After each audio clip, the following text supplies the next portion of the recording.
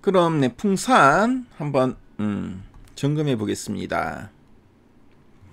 풍산의 차트를 좀 보고 계시고요.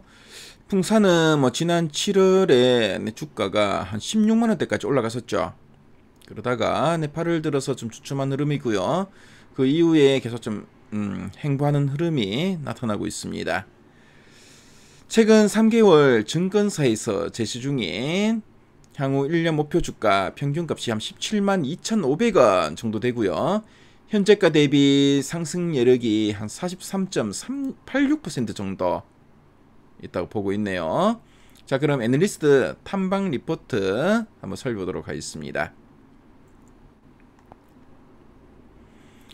자, 풍산 지금 보니까 뭐 최근에 9월달 들어서는 뭐 현대 로템양 수주 공시 관련된 요 보고서를 나왔고요. 삼성증권이 한 16만 5천원 정도 제시했었고, 그 전에 하나투자증권이 한 20만 4천원 네, 리포트 목표가 제시한 리포트가 있었습니다. 다시 보고 자세히 보니 보이는 것들이라는 제목이고요. 자, 그리고 단기 흔들림보다 중장기 성장 파이프라인의 주목이라는 제목으로 또 보고서 나왔습니다. 그 전에 한 23만원까지 목표가 제시되기도 했었는데요. 자, 그럼 최근에 나온 리포트 중에 요거는 뭐 공식 코멘트니까 뭐 간략하게 이따가 한번 살펴보고요. 다시 보고 자세히 보니 보이는 것들 한번 체크해 보겠습니다. 자, 두 줄 요약을 보니까 2분기 비용 일회성 반영으로 컨센서스 하회했으나 방산 호조세는 견조하다라고 하고 있죠. 그래서 뭐 2분기 일단 뭐 비용들이 좀 어느 정도 나오다 보니까 뭐 시장의 컨센서스 예상치보다는 좀 실적이 안 나온 것 같습니다. 하지만 방산 쪽은 상당히 지금 호조세 견조하다. 그리고 유럽 수출 확대와 중동 수요 회복 가능성으로 방산 중심 재평가 기대된다라고 하고 있습니다.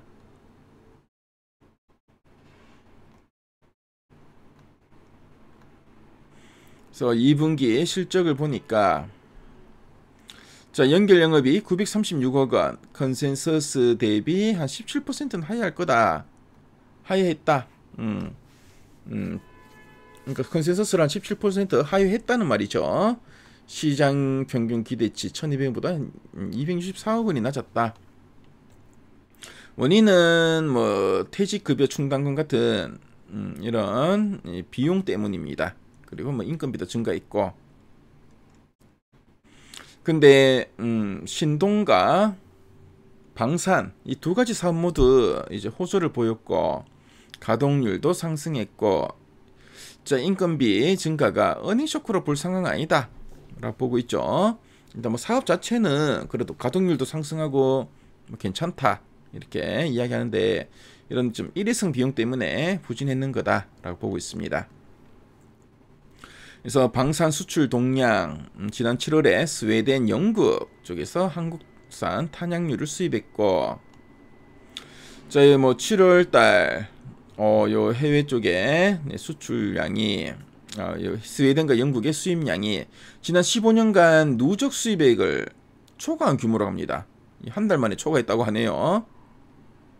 그래서 유럽 내 탄약 공급 부족과 다른 국가로 확산될 가능성을 어느 시사하고 있다라고 하고 있죠. 최근에 국내 방산업체들 뭐 유럽 쪽에 이 방산 수출이 상당히 많이 늘고 있습니다. 이런 것 때문에 또 풍산도 그렇죠, 기대감이 있다라고 보고 있고, 그리고 중동 쪽에 수요도 그렇죠, 중동 쪽도 이제 긴장이 고조되면서 수요 회복 가능성이 있다라고 보고 있습니다. 그래서 실적 전망을 보면은 2025년 올해 매출액은 전년 대비 한 13% 증가하고 영업이익은 한 12% 증가할 걸로 보고 있고요.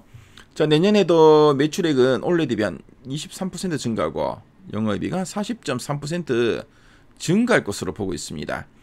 특히 뭐 신동보다는 이 방산 쪽이 전체 영업이익의 70% 이상 기여할 거다 라고 보고 있고요. 그래서 방산에 대한 기대가 상당히 큰 업체다라고 보시면 되겠습니다. 자, 그럼 상세 보기 통해서 리포트 원문 살펴보겠습니다.